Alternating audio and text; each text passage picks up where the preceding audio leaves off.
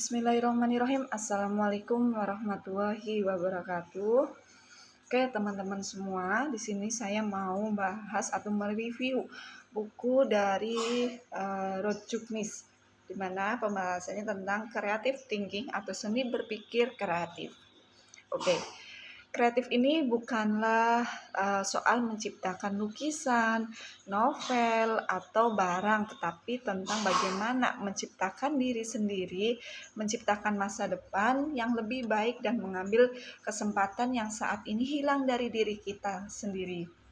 Kreativitas ini bukan juga seperti saklar yang dapat dinyalakan atau dimatikan. Namun, kreativitas ini adalah cara kita melihat, melibatkan diri, merespon dunia dan sekitar kita. Oleh karena itu, cara berpikir kreatif dapat diterapkan pada apa yang kita lakukan. Orang-orang kreatif ini adalah kreatif ketika mengisi dokumen, memasak, menyusun jadwal, ataupun mengerjakan pekerjaan yang lainnya. Orang kreatif ini mencoba untuk mengembangkan berpikir yang dapat diterapkan pada suatu tantangan ataupun pekerjaan. Dalam buku ini mengupas berbagai resep kreativitas dari pengalaman orang-orang yang memang kreatif, mulai dari seniman, ilmuwan, hingga memang pembisnis. Ada beberapa yang memang menurut saya ini paling penting menjadi orang kreatif. Yang pertama adalah menghilangkan atau menghindari menjadi ahli. Kenapa menghindari menjadi ahli? Penting sekali untuk menghindari menjadi orang ahli atau spesialis. Itu seorang ahli sangat bergantung pada pengalaman masa lalunya. Apa yang telah berlaku di masa lalu, mereka mengulanginya dan mengubah pengetahuan tersebut menjadi ritual yang memang berulang. Keahlian mereka menjadi sesuatu yang tidak berkembang. Sementara seorang pemula memiliki perspektif yang segar, yang maka mereka akan masih amatir dan tidak profesional, terbuka dengan ide-ide baru dan mencoba apa saja. Berbeda dengan seorang ahli yang memang mereka melihat metode baru sebagai sebuah ancaman yang memang untuk keahlian mereka mencari cara untuk menyingkirkannya. Berpikir kreatif ini tentang visi, kesadaran, ekspresi, keahlian memang diperlakukan, namun keahlian bukan hal yang terpenting. Pikiran kreatif ini lebih banyak mengeksplorasi apapun yang memang menarik daripada membangun segudang keahliannya. Oleh karena itu, perlu merasa bodoh. Terdapat kebebasan dalam kebodohan, di mana pengetahuan adalah sebuah tanda henti. Gunakan apa yang telah kita pelajari untuk menciptakan kebutuhan yang berkualitas tinggi.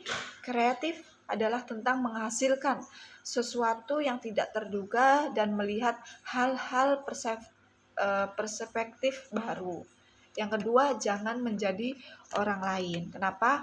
Karena kita menghabiskan sebagian besar hidup kita tidak menjadi diri kita sebenarnya. Ada tekanan besar pada semua orang yang mungkin akan menjadi orang lain. Entah itu kita memenuhi harapan orang lain untuk menjadi orang tua yang sempurna, menjadi karyawan yang patuh, ataupun menjadi anak yang berprestasi. Kita kehilangan kemampuan menjadi baik, yakni menjadi diri kita sendiri, dan kita lupa siapa kita. Dunia terus menggelamkan kita pada ortodoksi yang memang yang membuat kita bisa dibedakan dengan orang lain. Untuk menjadi kreatif ini, kita harus menyadari kelemahan dan kelebihan. Orang-orang kreatif ini menerima itu semua untuk menggunakan keduanya. Bagaimana dia bisa menggunakan untuk kelemahan dan kelebihannya. Banyak orang yang tidak pernah berhubungan dengan bakat mereka yang sebenarnya, kemudian gagal menciptakan potensi mereka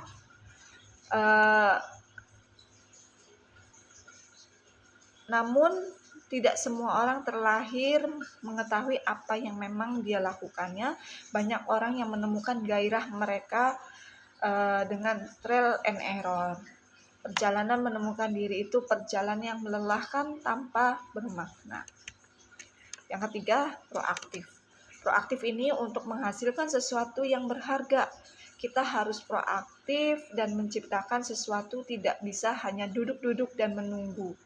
Kebanyakan orang tidak menyadari tindakan dalam hidupnya, tidak pernah bertanya pada diri sendiri apa yang mereka lakukan, mengapa, dan apakah itu benar-benar penting bagi mereka. Mereka menyerap nilai-nilai budaya orang tua, teman-teman mereka, dan kemudian menerimanya tanpa bertanya. Orang-orang kreatif itu terus berjalan dengan proyek-proyek yang memang penting bagi mereka. Jika mereka merasa apa yang memang mereka lakukan itu sangat penting, akan mencurahkan seluruh energi waktunya untuk proyek itu. Peran kreatif ini adalah mengganggu, mempertanyakan, mengguncang pikiran kreatif, mengungkap kebenaran yang lebih dalam, lebih mendasar daripada fakta-fakta belaka. Yang keempat adalah komitmen perbaiki diri, di mana 99%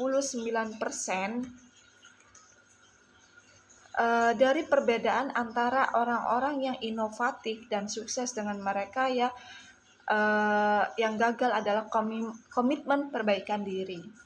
Jumlah waktu dan usaha yang luar biasa dari orang-orang sukses itu dalam mengembangkan pekerjaan, mampu meningkatkan kemampuan mereka. Apa yang membedakan orang sukses dan tidak sukses yaitu bagaimana cara mereka menangani kekecewaan, kesulitan yang memang yang ada pada diri kita. Para psikolog menyebutkan prinsip 10%